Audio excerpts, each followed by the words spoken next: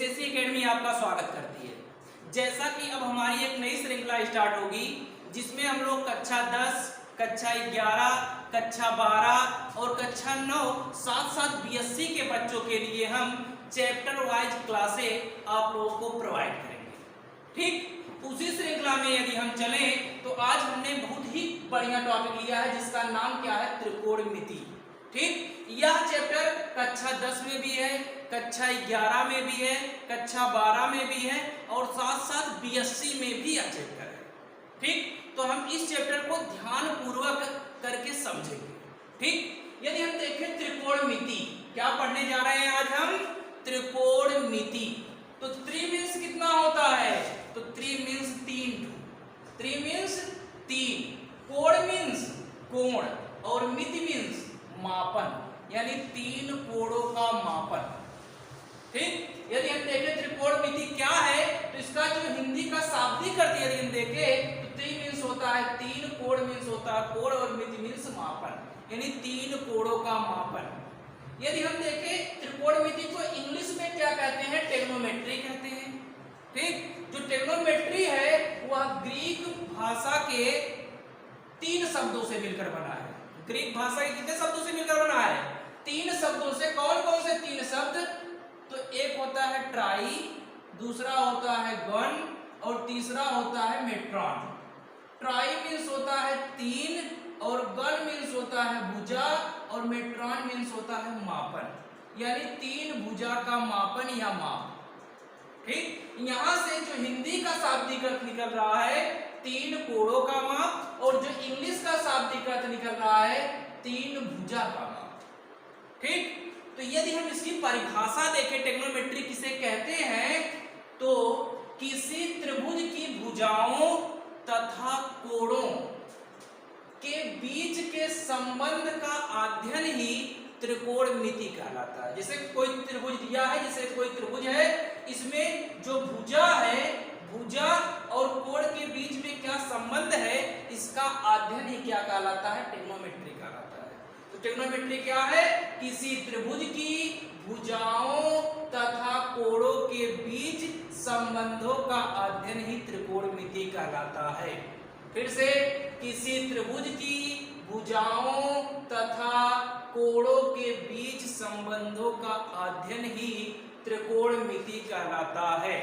ठीक, यदि हम इसका इंग्लिश में परिभाषा देखें तो trigonometry is the study of relationships between sides and angle of a triangle. ठीक, trigonometry is the study of relationship between side and angles. ठीक, side and angles of a triangles. ठीक, मतलब इसका मतलब हुआ कि किसी त्रिभुज की भुजाओं तथा कोणों के बीच संबंधों का अध्ययन ही क्या कहलाता है, त्रिकोणमिति कहलाता है। ठीक, यदि हम त्रिकोणमिति में देखें तो हम किसके विषय में पढ़ेंगे, लगभग त्रिभुज के विषय में पढ़ेंगे। वो भी त्रिभुज में किस प्रकार का त्रिभुज, तो समकोण त्रिभुज, राइट एंगल ट्रायंगल। अब समकोण त्रिभुज क्या होता है, तो ऐसा त्रिभुज जिसका एक कोण कितने अंश का होता है, 90 अंश का होता है, उसे समकोण त्रिभुज कहते हैं। समकोण त्रिभुज किसे कहते हैं, जिसका एक कोण कितने अंश का होता है, 90 अंश का। जैसे ए वाला कोण 90 अंश है, ए वाला कोण 90 अंश है, तो ये भी समकोण त्रिभुज है, ये भी समकोण त्रिभुज है। समकोण त्रिभुज में एक कोण कितने अंश का होना चाहिए, 90 अंश का। ठीक, अब देखते हैं ध्यान से कुछ बातें। जो 90 अंश का कोण होगा, जिसे 90 अंश का कोण यहाँ पर है, 90 अंश का कोण यहाँ है, तो 90 अंश के कोण के सामने वाली भुजा, 90 अंश के कोण के सामने वाली भुजा क्या कहलाती है, कर्ण कहलाती है। 90 यहाँ पर लिखा हमने, 90 अंश के सामने वाली भुजा क्या कहलाती है, कर्ण कहलाती है, हाइपोटेनियस। ठीक, तो हाइपोटेनियस किसे कहते हैं, 90 किसी त्रिभुज में जो हमारी यदि समकोण त्रिभुज है तो समकोण त्रिभुज में जो कोण 90 अंश है उसके सामने वाली भुजा क्या कहलाती है, कर्ण, हाइपोटेनियस कहलाती है। ठीक, समझ में आ रहा है। ठीक, आगे चलते हैं। फिर इसके बाद क्या है, जिस कोण का मान ज्ञात करना होता है उसके सामने वाली भुजा लंब कहलाती है। यदि हम यहाँ पर देखो यदि हम इसका इस कोण का मान ज्ञात है, थीटा इसको मान ले रहे हैं, इसके सामने वाला है तो ये लंब हो जाएगा। यदि आपने कहा कि ये वाला थीटा, मान लो आप एक कोण ज्ञात कीजिए, तो इसके सामने ये वाला लंब हो जाएगा। मतलब जिस कोण का मान ज्ञात करना होता है, यदि हमें इस कोण का मान ज्ञात करना है तो इसके सामने वाला लंब ही हो जाएगा।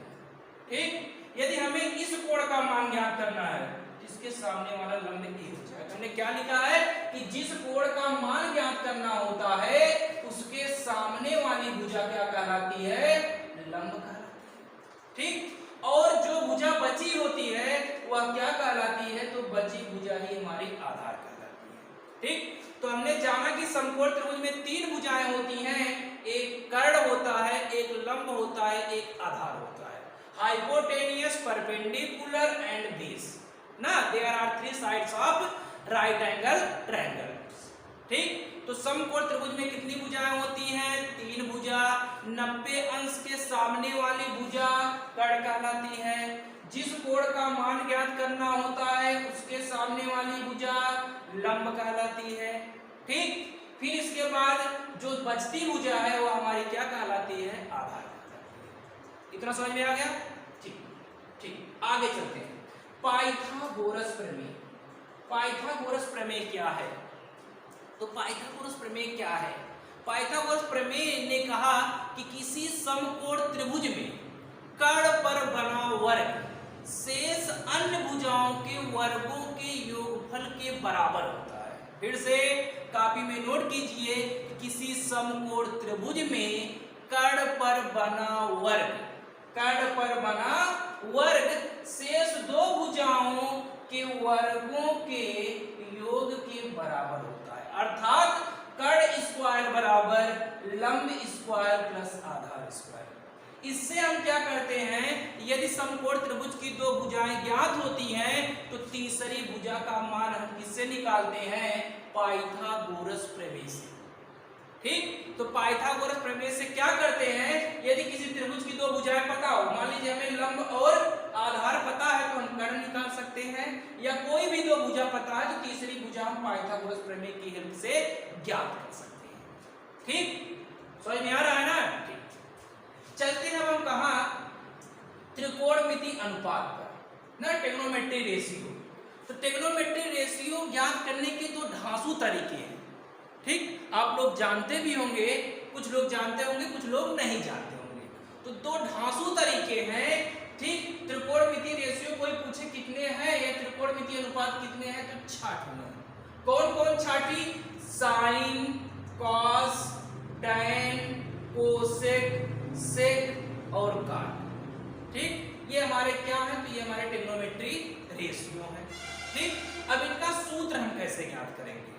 ठीक, जिसे हम कहें साइन थीटा बराबर क्या होता है, कास थीटा बराबर क्या होता है, टैन थीटा बराबर क्या होता है, कॉट थीटा बराबर क्या होता है, सेक थीटा बराबर क्या होता है, कोसेक थीटा बराबर क्या होता है, इनका मान हम कैसे ज्ञात करेंगे?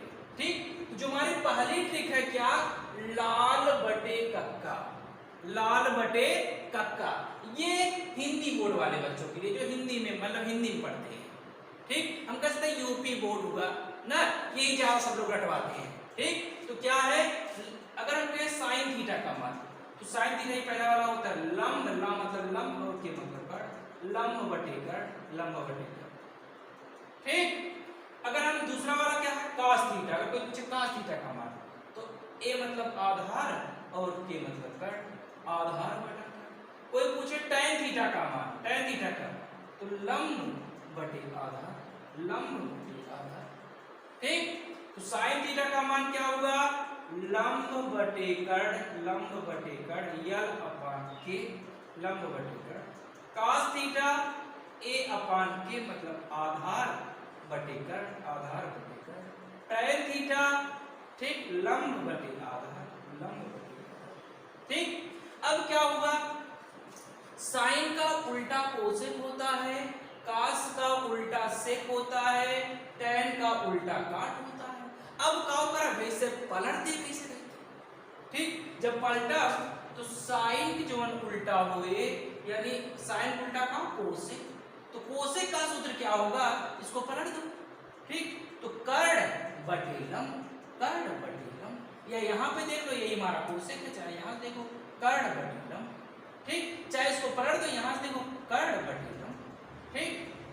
अगर हम पूछे कास, कास का उल्टा क्या होता है सेक, सेक का यदि हम सूत्र देखें इसको उलट दो कर्ण, कर्ण बटे आधा, ठीक, या यहाँ से देख लो कर्ण बटे आधा, ठीक। यदि हम tan का उल्टा देखें, tan का उल्टा होता है काट, ठीक, तो काट का क्या होगा इसका उल्टा आधार बटे लंब, आधार बटे लंब, यहाँ से देख लो आधार बटे लंब, ठीक, ठीक। मतलब इसी को याद करने का जो हमारा दूसरा तरीका है जो सीबीएसई बोर्ड वाले बच्चे ज्यादातर यूज करते हैं, यदि हम उसे देखें तब वो क्या है कि पंडित बद्री प्रसाद हर हर बोल सोना चांदी तौल, फिर से पंडित बद्री प्रसाद हर हर बोल सोना चांदी तौल, पंडित बद्री प्रसाद हर हर बोल सोना चांदी तौल, ठीक। तो यदि हम देखें साइन का सूत्र, पहले सोना है ना, तो सोना, सोना बाबू ना है सोना, सोना, सोना मतलब साइन, ठीक, फिर पी अपान एच, पी अपान एच मतलब परपेंडिकुलर अपान हाइपोटेन्यूज, ठीक। फिर इसके बाद चांदी, चांदी को हमने सी लिया, सी मतलब कॉस थीटा, कॉस थीटा का जो सूत्र होता है base upon hypotenuse, base upon hypotenuse, ठीक। यदि हम देखें तौल, टी लिया हमने tan थीटा, तो tan थीटा होता है क्या perpendicular upon base, perpendicular upon base, ठीक। यदि हम चले साइन का जो रेसिप्रोकल होता है उल्टा होता है हम कह सकते हैं वह होता है कोसेक थीटा, तो यदि हम साइन थीटा का उल्टा देखें कोसेक थीटा, तो कोसेक थीटा का जो सूत्र होगा हाइपोटेनियस अपॉन परपेंडिकुलर, ठीक। यदि हम देखें कॉस का उल्टा, तो कॉस का उल्टा क्या होता है, तो कॉस का उल्टा होता है सेक थीटा, यदि हम सेक थीटा को देखें तो इसका सूत्र क्या होता है हाइपोटेनियस अपॉन बेस, इसका उल्टा देखिए कॉस का उल्टा हमने कर दिया हाइपोटेनियस अपॉन बेस, ठीक।